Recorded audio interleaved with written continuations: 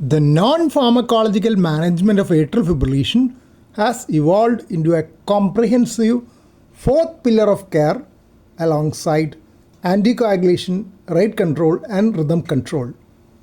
Emphasis is on early intervention and aggressive lifestyle modification to prevent atrial remodeling. The approach is generally categorized into lifestyle modifications, interventional procedures, and surgical options.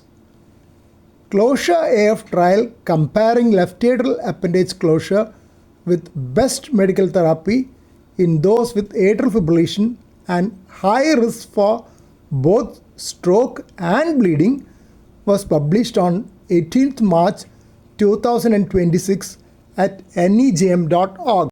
2024 ESC guidelines prioritize the AF care pathway, where C stands for comorbidity management. Modifying these factors can reduce AF burden as much as medical or procedural therapy. A stands for avoiding stroke and thromboembolism. R for rate and rhythm control, and E for evaluation and reassessment individualized to every patient. Obesity is an important risk factor for atrial fibrillation, hence aim for a BMI below 27. Losing 10% or more of body weight has been shown to increase arrhythmia-free survival. Sleep apnea treatment with CPAP is useful. Untreated OSA can increase the risk of AF recurrence after cardioversion or ablation.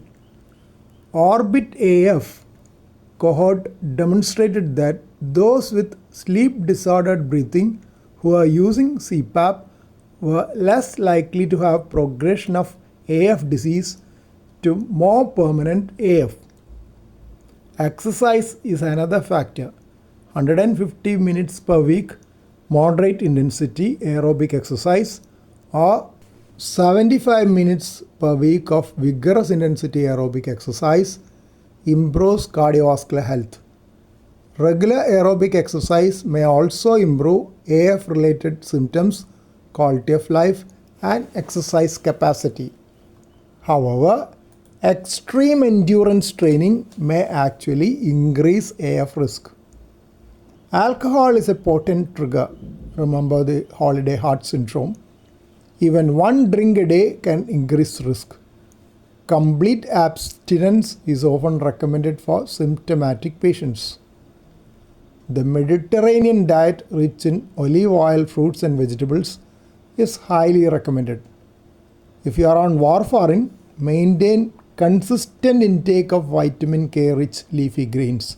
That is not too much or too less, consistent, to avoid fluctuation in INR levels. When medications are ineffective or not tolerated, interventional options aim to fix the heart's electrical pathways. Catheter ablation, now frequently considered as a first-line therapy for symptomatic paroxysmal atrial fibrillation. Pulsed field ablation, PFA. Unlike traditional thermal methods like heat and cold, PFA uses ultra-rapid electrical fields that are tissue-specific, reducing the risk of damaging nearby structures like esophagus or phrenic nerve, that is, prevention of collateral damage. Cryoablation and radiofrequency are the established methods used to isolate the pulmonary veins. Left atrial appendage occlusion devices are used for patients at high risk for stroke who cannot tolerate long-term anticoagulant therapy. But recent 2026 data from the Closure AF trial suggests left atrial appendage occlusion should be carefully weighed against best medical therapy, that is DOACs, direct acting oral anticoagulants, as it may not be superior in all high-risk populations.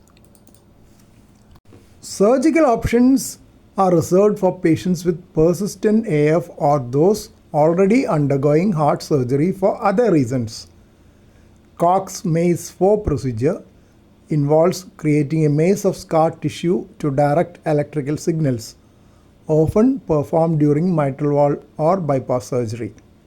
Hybrid mini maze, a minimally invasive approach that combines surgical epicardial ablation with a follow-up catheter-based procedure. AV node ablation with pacemaker. It is a strategy for patients where other methods fail. The AV node is ablated to stop the fast irregular rhythm from reaching the ventricles, and a permanent pacemaker is implanted to maintain the heart rate.